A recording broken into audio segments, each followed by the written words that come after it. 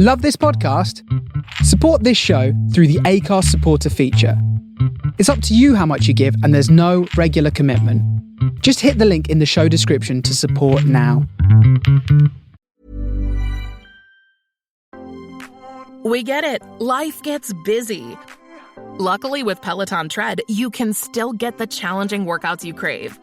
Only have 10 minutes? Take a quick Peloton workout. Want to go all out? Chase down your goals with 20 to 45-minute tread workouts. No matter your goals or time, Peloton has everything you need to become everything you want. Find your push. Find your power. Peloton. Visit onepeloton.com. My dad works in B2B marketing. He came by my school for career day and said he was a big ROAS man. Then he told everyone how much he loved calculating his return on ad spend. My friends still laugh at me to this day.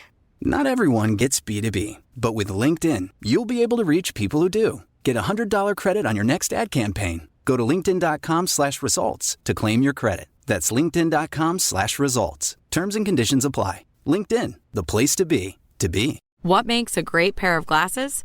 At Warby Parker, it's all the invisible extras without the extra cost. Their designer quality frames start at $95, including prescription lenses, plus scratch-resistant, smudge-resistant, and anti-reflective coatings, and UV protection, and free adjustments for life. To find your next pair of glasses, sunglasses, or contact lenses, or to find the Warby Parker store nearest you, head over to warbyparker.com. That's warbyparker.com.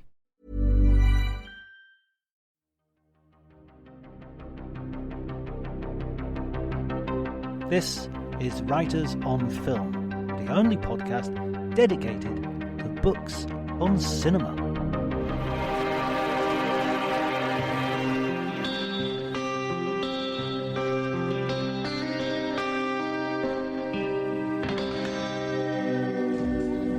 Hello everybody and welcome to Writers on Film Festivals. This is, what report is this, number 4, I think? This is report number 4 from the Venice Film Festival, the 81st Venice Film Festival, and we've returned to where it all began, the Beetlejuice Terrace, looking out on the Adriatic Sea and the beautiful beach, and there's a generic beat playing in the background, and I am joined once more by David Mouriquand, who I'd really appreciate if you didn't call me, what was it you said? The owner of EuroNews. Yeah, exactly. No, yes, from... Recently fired from EuroNews for claiming to be the owner of EuroNews. Thank you, John. And Amber Bryce. Welcome, Amber. Thank you. Very happy to be back. It feels like only yesterday we were together. And indeed it was. And Amber is in charge of the social medias of EuroNews as well. So she'll be, she's been all over the festival covering press conferences and whatnot. And we're going to really talk about one thing today, which is Joker. And my French escapes me, so I'm going to move to the French speaker for this. Joker. Folie à deux. There you go. That will be a name that I don't think will ever be pronounced in most cinemas in non-French language territories. Although I have to admit, I wrote a whole article on EuroNews Culture, please, that cheeky plug, but on how the marketing for Joker Folie à deux got the grammar of the French wrong in the original thing. There's a little accent on the A, and they got it the wrong way round. And essentially they changed it, but yeah, it was a little bit embarrassing. That must have cost a little bit of money, but at least it's not as embarrassing as the Megalopolis critics quotes scandal. Yeah, quite. There's something for a social media manager like you, Amber, to take note of. 100%. I mean, it certainly got them a lot of attention, and I mean, that film has really benefited from all the bad press, hasn't it? So I'm gutted I didn't see it at Cannes. I'm excited to see. I keep saying to David, I just can't wait to see if they do the intermission thing, where they spoke to the screen. Do you think they're going to do that in all cinemas? I don't think they'll do it in all cinemas. I think they'll definitely do it in all festivals, though. And is it showing at London? I think so, yes, and which would be a good thing for you, Amber. The London Film Festival? Yes, I'm pretty sure that it will be showing there, so maybe you can catch it there, but my God, I hated that film. I know, but let's move on collectively, but just that didn't work.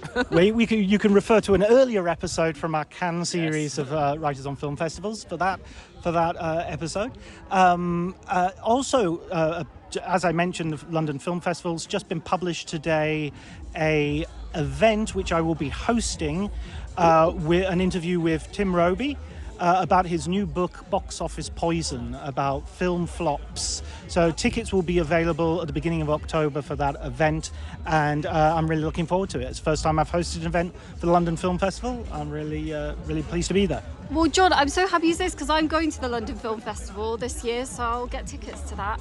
Great! Yeah. Wait until you see that it clashes with Megalopolis, and all your promises will be as nothing. We've just been talking about film festivals generally, so just before we move on to Joker 2, as it will now be known for convenience, I wanted to get your impression of film festivals. You've had a few days now, Amber. This is your first major film festival. So, what do you think of the experience so far? I'm really enjoying it. I feel so privileged to be here. Every time I go into a film and I'm in the screening, it just feels so exciting. The atmosphere is it's just really something. It feels so, I don't know, kind of surreal to be here. But, one thing that has hit me is just how tiring it is just watching films, and just watching particularly the competition ones in the morning, and then you're like, oh my goodness, half the day's gone, and I haven't even done any writing or anything else yet, and it is surprisingly, it takes a lot out of you, and I've only probably managed to see about 3 films max, I think, if that. I don't even know, maybe just 2 films max a day, and that's felt like quite a lot. So but no, I've really enjoyed it, and meeting other film fans as well is always great. And plurality of opinion, as you were mentioning as well, because we were discussing, and we'll get into this with Joker, but it's kind of lovely when you get to meet film fans such as yourself, John, and Nick, who was on one of these episodes, and Amber, who don't take it too personally and don't see it as a personal offence, where you can disagree in a constructive way as opposed to just get your heckles up. Yeah, I think you've got to get, as a critic, as somebody who writes about film, as somebody who watches a lot of films, has a lot of opinions, you've got to get into the habit of being wrong about stuff as well, and knowing how to listen to other people and exchange opinions in a respectful, lively, fun way. People often accuse film festivals as being somewhat elitist, and it's certainly difficult financially to get here and to get jobs in the industry which allow you to come to these places. But I think once here, there's a real plurality of opinion, as you said, and a real democratic sense of, I don't care what the film is, someone will love it and someone will hate it, and they will all have really good reasons for doing so. It's rare that I agree with someone 100% about all the films, and if I do, I find I immediately suspect them or myself for why are we having this groupthink, Right, and it's something that I mentioned to you on one of these previous podcasts here in Venice, is that it's always just a joy to be able to talk about these films, and we can be completely contrasting on our opinions, but that there's a shared level of respect, because I know this sounds like a cliche at this point, but every single critic is watching a different film, and everyone will have their own unique take on it, and sometimes there'll be very similar takes, sometimes they'll be wildly contrasting, but I think that is the joy of these film festivals, that we're privileged enough to see these films in advance compared to the usual public, and if you disagree with one take, it's not the end of the world. There are other opinions available, and Amber, you were mentioning one of your friends who has a major problem with this. Yeah, I've definitely run into issues in the past with some conversations with friends where I think some people can be sensitive to if you say that you don't like something, and they loved it. They feel a personal attack, that their opinion is somehow wrong. There's also so much to be taken into account, and this is something that I know David has spoken about in the past, being a film critic, that also your experience of a movie is defined by so much. You could be having a bad day, you could be really tired, you could have just seen something else that's still in your mind, and also you can come back to things and change your opinion. It's constantly evolving, and so I don't think when some people feel they have to be completely steadfast in their opinion of this is great and I will not back down from it, and anyone that thinks differently is wrong, it doesn't make any sense, because it's obviously something that is completely open to interpretation. And ultimately for me, critical consensus aside, it's just how you react personally to a film. There are some films that I've seen that I know to be great films, but I've not particularly liked them and wanted to watch them again.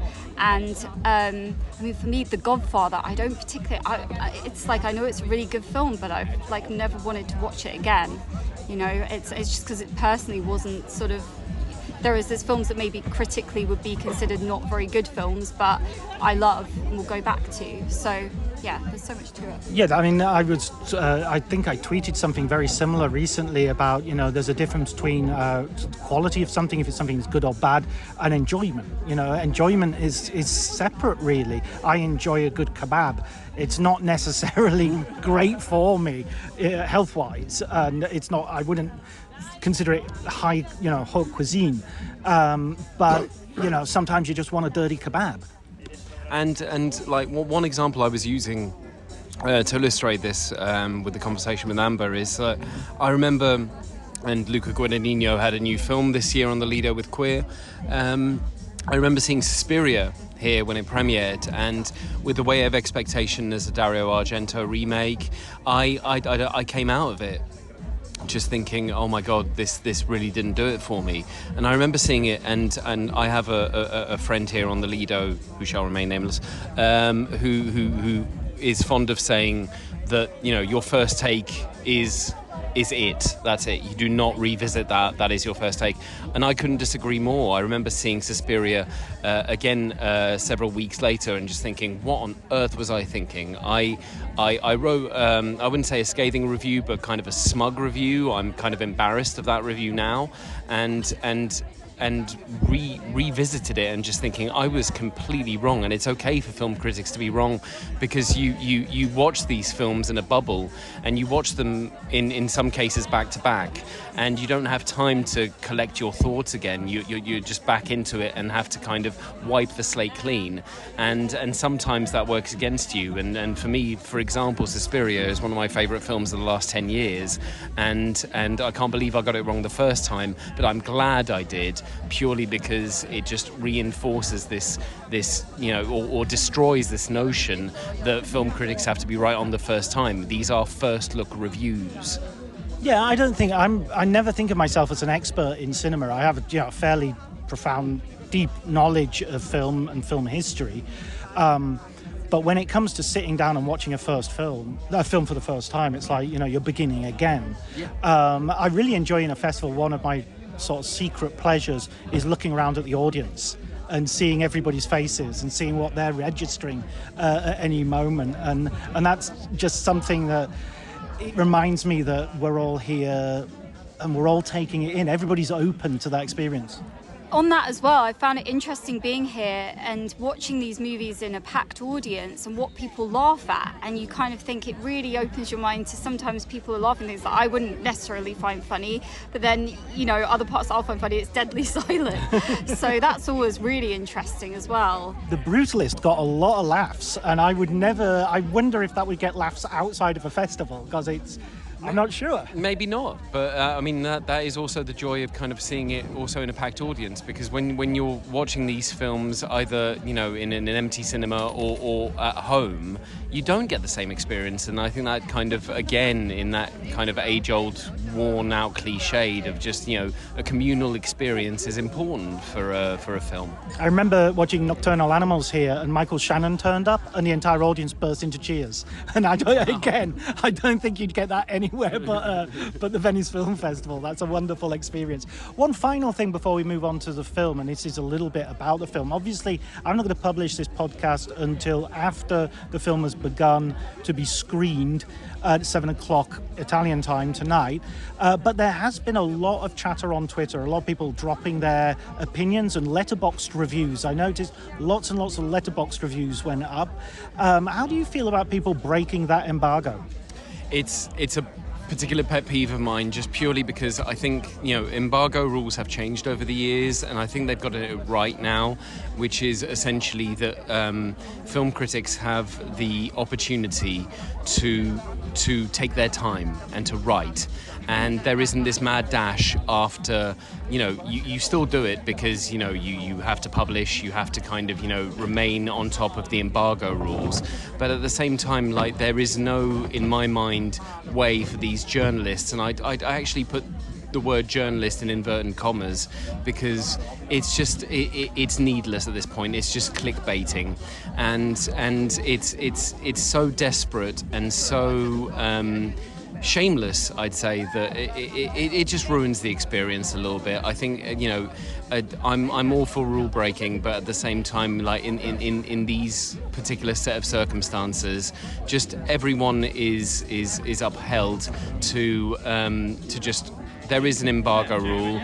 There is a certain time when you publish your reviews. Let's all stick to it. And it does reveal something about film criticism, this desperate push to be the first one out of the gate, and that I find incredibly grating, because let's face facts, these films are premiering here, but they will hit cinemas where audience members, the people we are writing for, will see them later on, and the conversation will keep on going and the conversation will change, but you don't have to be the first one out of the gate.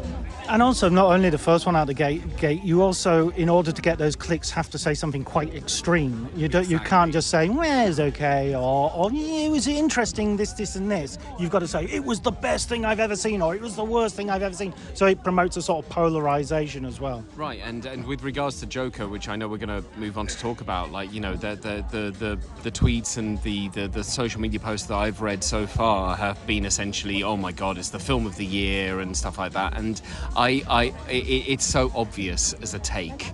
You're either going to take against it completely, or you're going to incense it so hard as to essentially be the one that is quoted in articles, like the reviews are in, and this is what people are saying, and it's just such a desperate bid for your name to be mentioned in these articles, and yeah, there's nothing wise or even journalistic about it. How do you feel about that, Amber? Because this is sort of your area of competence as well. Well, I think it's an issue on social media, of course, but also largely with the nature of digital journalism. And I notice this with a lot of reviews that I read. They need to lead in with a headline that's very extreme, and you lose all nuance on social media because people need to put across a very impassioned, extreme opinion to get attention. And unfortunately, it does work, but then it sways things. I notice this a lot. I'm a big fan of horror, and so I see this a lot in terms of horror films where something will pick up traction, and it's because, it's the most gruesome, disgusting film I've ever seen, it's amazing, and it builds all this hype, and you buy into it, and then you see it and you're like, this isn't very good really, and then it's lost all momentum, the bit that they were referring to as well, because it's so hyped up. But it is unfortunately just the nature of, I think, partly it's survival as well for digital journalism, that's kind of what's required of us. You have to sell your soul a bit to get people to click on the review by leading with something extreme, because if you're balanced about it, people will not as likely to pay attention.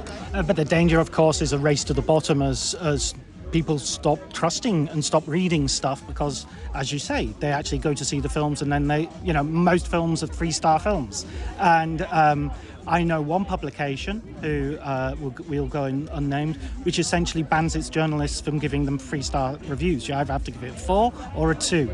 A 5 or a 1 obviously are also open, but if you want to give a 3, they say, well, is it a 2-star or a 4-star 3? Interesting. And a part of... And that's a British newspaper. I see. So it's not digital media.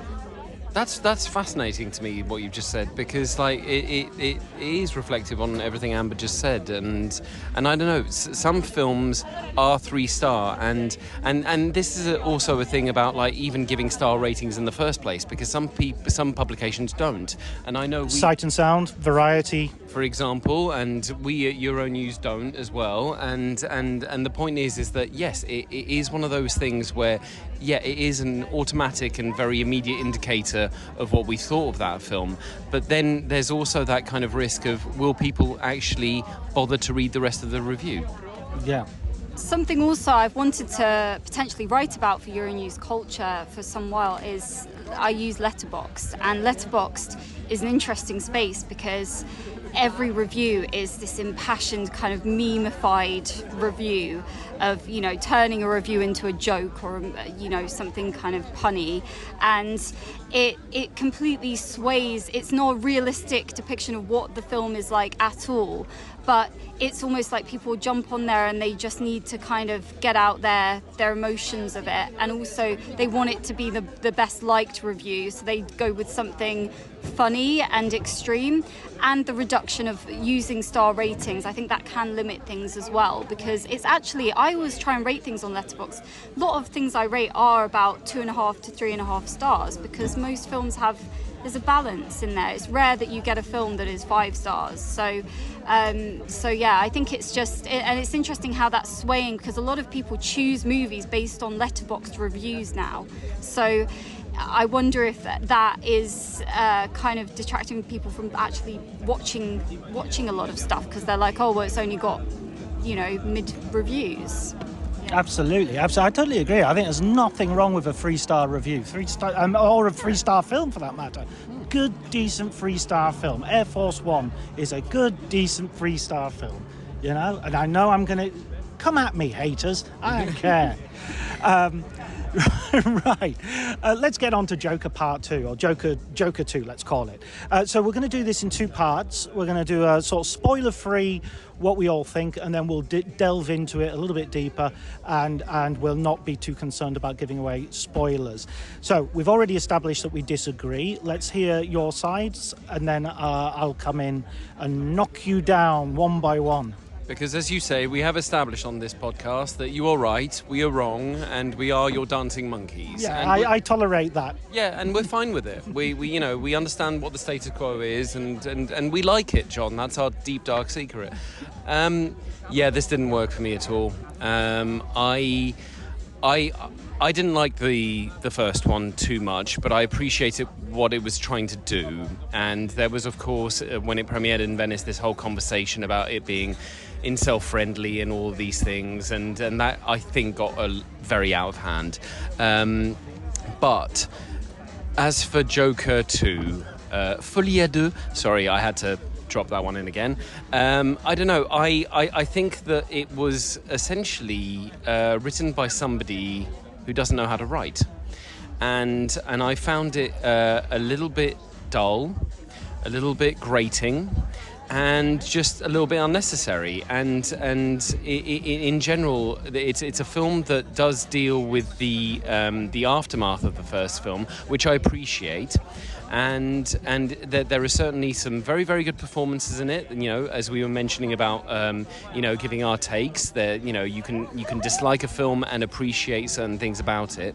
And in this case, as much as I appreciated some of the performances, which are dedicated, and you know, whether it's physically, emotionally, what have you, this felt very hollow to me. In a way that I was upset that the initial boldness of a film that purported to be a jukebox musical and that took a different route, which I was just like, okay, I'm ready to be proven wrong. I'm ready to love this film and to say I may not have enjoyed the first one, but my God, did the second one bring the goods. And I ended up wanting it to take a bolder swing and to be a full-on musical. I almost needed it to be like a musical from start to finish, because that would have made a more cohesive and more unique vision. Okay, right. Yeah, there's some really interesting points there. I think one thing I would just say very quickly before I hear what Amber has to say as well is I think there's been a lot of misinformation set out by the advertising and the public, the run up to this film. So I think the thing about the jukebox musical, going to the press conference today, they immediately said, "Oh, it's not a musical," and it's like all you heard about it beforehand is we're doing a musical. And there are certain things I was reading, like the Wikipedia synopsis and certain interviews that had been left. And characters have changed completely to what was being put out there. So I think this is kind of why I wanted to do a spoiler-free bit, because there are things which are playing on your expectations, which they've built up as part of the experience. So, Amber, what was your take? A little self-care can go a long way, especially amidst the hustle and bustle of the holidays. That's where Vegamore comes in. Trusted by millions, Vegamore is all about giving your hair the love and care it deserves. With their vegan and cruelty-free formulas, you can nourish and revitalize your strands while indulging in some much-needed pampering. Because let's face it, who couldn't use a bit more me time this time of year? Go to vegamore.com/ACAST, code ACAST. That's vegamor.com/ACAST, code ACAST. This episode is brought to you by Progressive Insurance. Do you ever find yourself playing the budgeting game?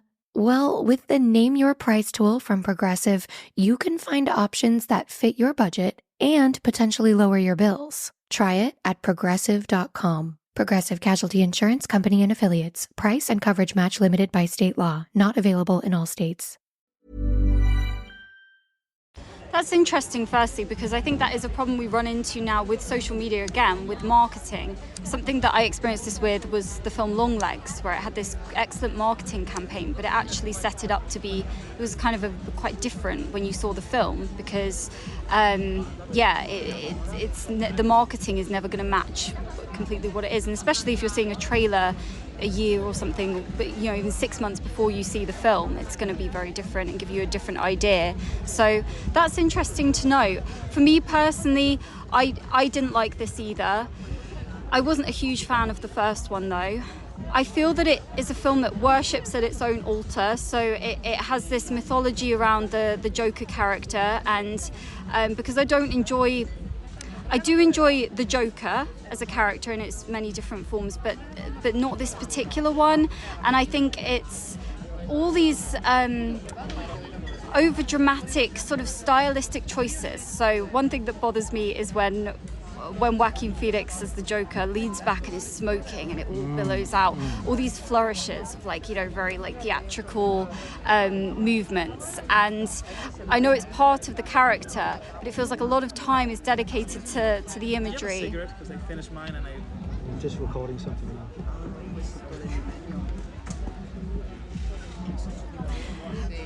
Shall I carry on? So we'll leave this in as well, because I'm not going to edit any of this out. It adds to the atmosphere. The way the guy shrunk away when I said that as well, I gave him a Paddington stare. Yeah, and I felt a little bit like I caught a little bit of that stare, and I was just like, John, I haven't seen this side of you, and quite frankly, yes, please. It was. We're going back to Baby Girl on this one. From now on, you are Baby Girl. So I'm trying to articulate this without ranting incoherently about it, but hopefully it will make sense. That I feel like the character is so in love with itself, and it limits itself through that. And rarely do we sort of expand out into other areas of the universe. I felt like in this. Other things that bothered me, I thought the writing I didn't like this character, that you start to kind of in going into detail of the character as well, you start to limit the character sometimes and you get a bit sick of them. I also didn't feel much chemistry between Lady Gaga and Joaquin Phoenix, actually. I wanted more from their relationship. I wanted them to have experiences together, to go and do more things together, and that felt quite limited. And the musical numbers, I enjoyed some of them. I actually did enjoy the visuals of this movie a lot, but they were it was in too quick succession. I wanted a bit of a gap between the songs so that they have more of an impact. Listen, we're going to have to move straight into spoilers. Before we do, I'll give my sort of a brief sort of what I think. But I think to sort of respond to your criticisms and put my own thoughts across, it is too difficult to do that without inadvertently or advertently spoiling stuff. So let's do that. So first, before we go into spoilers, I am much more positive about the film. I really did like the first film. I gave it a 5-star review. I was very taken by. I thought it was imaginative. I thought it was, to some degree, quite subversive. I've got no problem with it relating an incel experience, because that is also a human experience, and that needs. Travis Bickle is kind of a bit of an incel, frankly, and if Taxi Driver was made today, it would get much the same, and especially if you read Paul Schrader's original script, which is full of misogyny, it might not be appreciated in quite the same way as it was at the time it was released. So I think the original was great. This one, I think, was very bold in the way it didn't repeat the original. It didn't repeat the same beats. And it very much is part 2 of the story. So I thought that was good. I think there were longueurs. I think there were moments in the film where I was a little bit bored. Things were moved slowly. I think there was a little bit too much slow motion. I know exactly what you mean, Amber, with the sort of leaning back. There's slightly affectation, but yeah, there were bits that bothered me there. There were a few loose ends that the film had difficulty tying up. But in order to really give a robust defense of the film, I feel that it's now time to enter spoiler territory. So I'm going to do that straight away. So if you don't want the film spoiled, come back, bookmark this place and come back when you've seen the film. So now we're in spoilers. I would say that the film is actually an anti-Joker film, in that it isn't Joker. The character Arthur Fleck isn't Joker, and the whole point of the film is that the comic book characterization of Joker is not this person. This person is a psychopath who thinks he's Joker.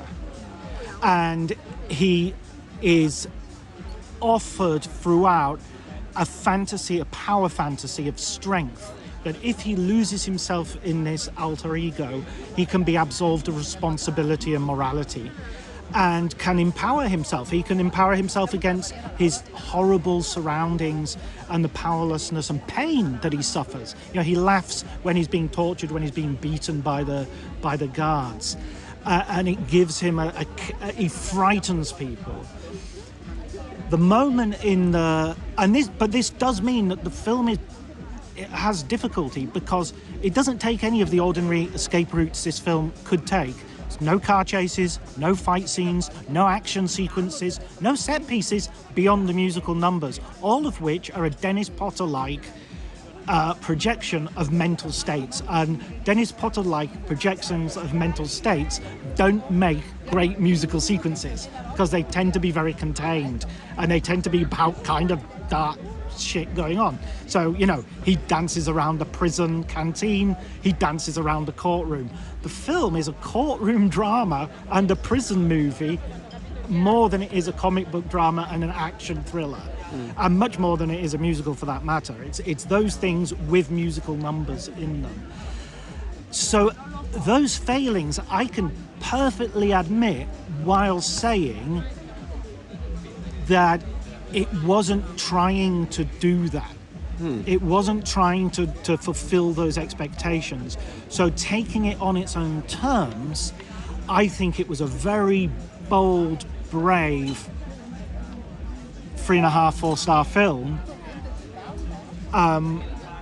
and it might have fallen perhaps and not been as completely brilliant as it could have been, but I really respect the fact that that's what they were trying for, rather than giving me something which was much more crowd-pleasing. And I do think this film is going to be very, very... I think there's a real danger this film will do very badly on its second week. Interesting. You see, when you say that, it's fascinating that you mention that, because I think that the parts that you mentioned, I really did enjoy the fact that, you know, like you say, he is somebody who is playing Joker, or Joker is more than just one man. It is something that can be passed on to somebody else. It's a mantle almost, and the film does that much in the same way. I appreciate it, even if in Christopher Nolan's The Dark Knight Rises there is that line about the cowl, the Batman persona being something. It's not about one man; it's about an ideal. And the film does touch upon this, and especially towards the end, and because we're in spoiler territory, we're not going to be getting any more Joaquin Phoenix as the Joker, but his mantle will be passed on in this case to a prison inmate, in a sense that I would almost have wanted, and I expected, that the Harley Quinn character played by Lady Gaga could have essentially, because she is very clearly, and I have to admit this is one of my problems with this film, is I found it incredibly predictable, that, you know, at no point do you, in that relationship, do you feel like, you know something's amiss. There isn't a twist there, and maybe it wasn't aiming for a twist, but there's something there which I think is a bit of a miss, to the extent that I almost wanted, like I said earlier on when we weren't talking spoilers, for either this film to be a full-on musical, or to be purely from Lady Gaga's perspective, her character's perspective, that we almost also just saw Arthur Fleck / the Joker, because the whole film plays from the beginning as a Looney Tunes cartoon to some of the comments made by... Which I loved, by yes, and you know, some of the comments made by his psychologist in the film, played by Kathleen Turner, of just there is a split personality, that it is essentially Folie à Deux, the title, can refer to the fact that it is a shared delusion, and you assume it's the shared delusion that Joker / Arthur Fleck has with Harley Quinn, but it is almost the shared delusion that Arthur Fleck has with his own self, with his alter ego. That's the Folie à Deux at the heart of this film, and it is interesting in that respect. I just wish more would have been done with it, and I just wish there was just a little bit more boldness. And I appreciate what you said, John, about the fact that it is a bold swing. I needed it to be bolder. What do you think, Amber? So I find it very interesting what you say, because I do think that it is an important exploration of something that is very much a problem in society at the moment, particularly with younger men.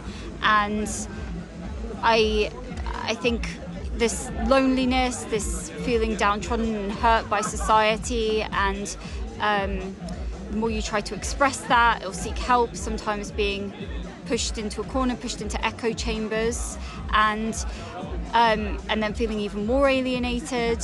And also the ideas around creating a whole new persona in order to cope with that, and in order to feel like somebody can be different, but at the same time your old persona is still very much there in the background, which is something a lot of us do. We all create an ego, and a lot of us go out and create this, we're pretending that we've got it together, and deep down we've got all these insecurities and difficulties going on.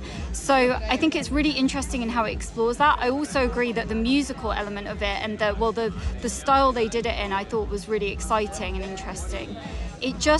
I do worry that they give it's too sympathetic a view of his character. I don't know what you think about that. If there's not enough balance given there of his portrayal, because he's solely the focus. I want to really jump in on this, because there's a real moment in the film where I went from going, come on, let's get out of the prison. How long is this going to go on? Where are we? We're not getting out. And you never get out of the prison, except for a very brief escape. It's like the Shawshank Redemption. It's that prisoner who doesn't want to leave, who can't leave. And there's a moment where the film absolutely, for me, hinges and becomes brilliant, And that moment is when a character from the first Joker called Puddles comes into the courtroom, and you suddenly have Joker, who's in the height of his theatricality, makeup on, and he's fired his lawyers, and he's putting on this, Clarence Darrow sort of Southern gentleman lawyer persona. And this guy just says to him, hey, you killed someone in front of me, and I've been frightened, and you've traumatized me, and I'm never used to be frightened, and now I'm frightened. And that's the moment where Arthur Fleck realized there's a cost to what he's doing, and there's he has a moral responsibility. He discovers morality in that moment, that he can either be powerful or he can be good, but he can't be both. And in that moment, it becomes a genuine tragedy, because by getting rid of the makeup and getting rid of the costume, getting rid of the persona, he leaves himself utterly open and vulnerable, not only to what is going to happen, his own death, the death penalty, but also to the fact that he's going to lose Harlequin, because she isn't in love with him. She's in love with Joker. She's stanning. She's the fan. She's the fan of Joker, the first film. She's the one who misread Joker, the first film, as a power fantasy, and she's not willing to look at the actual human failure, which makes that power fantasy necessary or understandable as a strategy. And so, when they meet, you said they lack chemistry. Yes, they absolutely do, but that's again, I think that's the point. They're not supposed to be romantically in love. She's basically an obsessed fan, and the minute she finds out that he's a human being, she wants nothing more to do with him, and breaks his heart. I think that the ending that you talked about, David, weirdly connects to Christopher Nolan's Dark Knight, because the character who kills Arthur Fleck takes the knife that he's used to do it with and cuts his own mouth open in a way which more resembles Heath Ledger's Joker. And in the background, it's not done openly, so you could even miss it.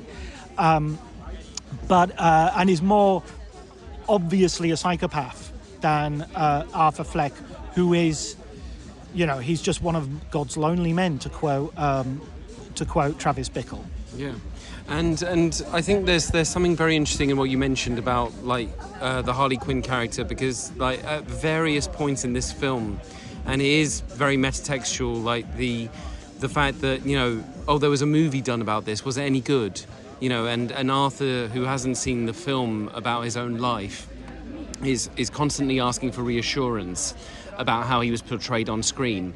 And there was this thing, and it goes back to what you were saying about this film being an anti-Joker film, which it's almost like we had Joker, and Joker Folie Joker 2, I'm being pretentious, just is a film almost about the reception of the first one in many ways. And in that respect, I do give it props, and in that respect, I appreciate some of the things that it is trying to do, and not that you've won me over with your arguments, even if we have established that you're right.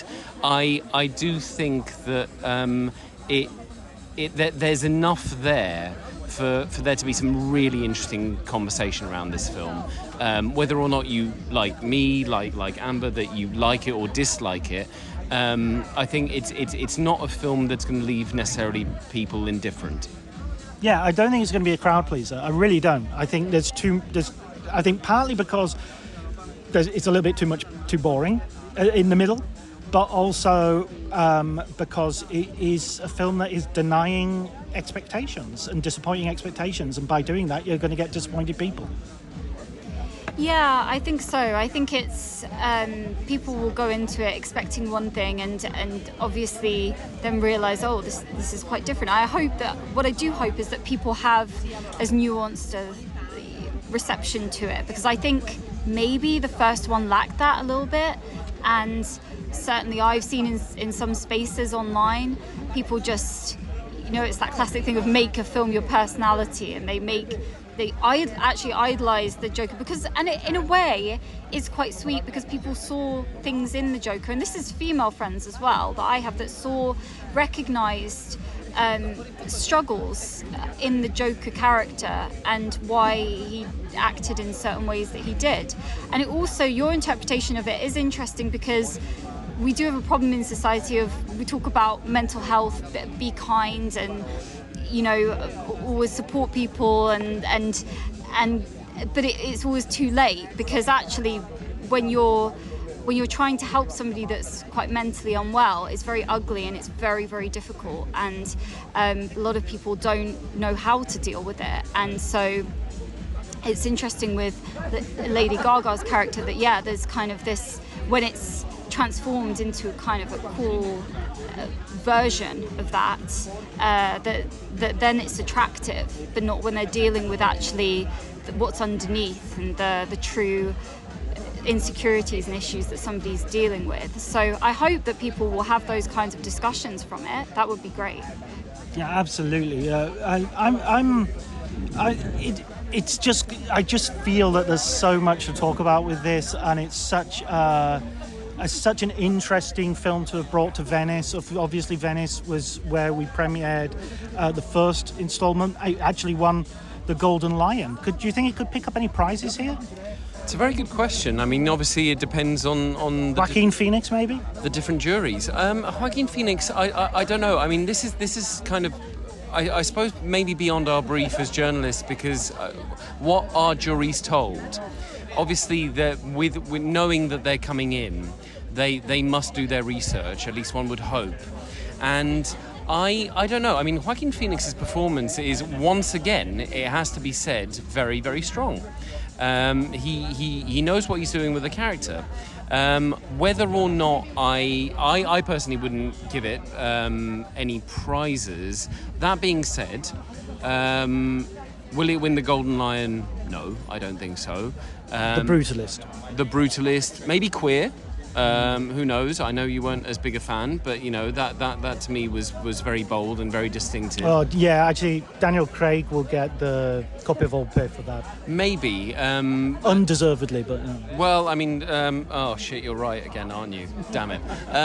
No, I don't think it will come out with any kind of awards glory at this festival. Maybe I'm wrong, and if I am, it will be very, very interesting to see that conversation take a different spin.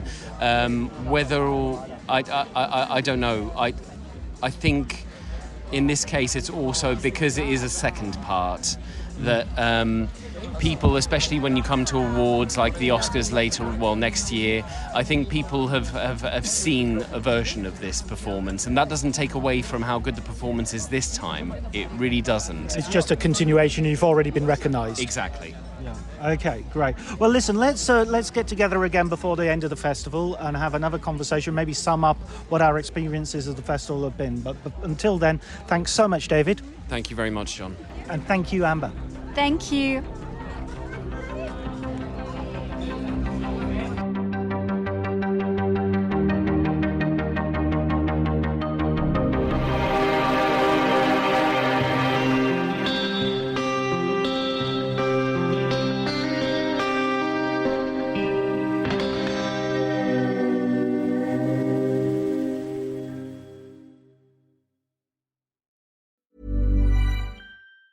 $1-800-Flowers.com knows that a gift is never just a gift. A gift is an expression of everything you feel and helps build more meaningful relationships. 1-800-Flowers takes the pressure off by helping you navigate life's important moments by making it simple to find the perfect gift. From flowers and cookies to cake and chocolate, 1-800-Flowers helps guide you in finding the right gift to say how you feel. To learn more, visit 1-800-Flowers.com/ACAST. That's 1-800-Flowers.com/ACAST.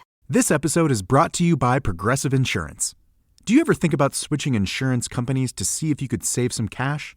Progressive makes it easy to see if you could save when you bundle your home and auto policies. Try it at Progressive.com. Progressive Casualty Insurance Company and Affiliates. Potential savings will vary, not available in all states. My dad works in B2B marketing. He came by my school for career day and said he was a big ROAS man. Then he told everyone how much he loved calculating his return on ad spend. My friends still laugh at me to this day. Not everyone gets B2B, but with LinkedIn, you'll be able to reach people who do. Get a $100 credit on your next ad campaign. Go to linkedin.com/results to claim your credit. That's linkedin.com/results. Terms and conditions apply. LinkedIn, the place to be, to be.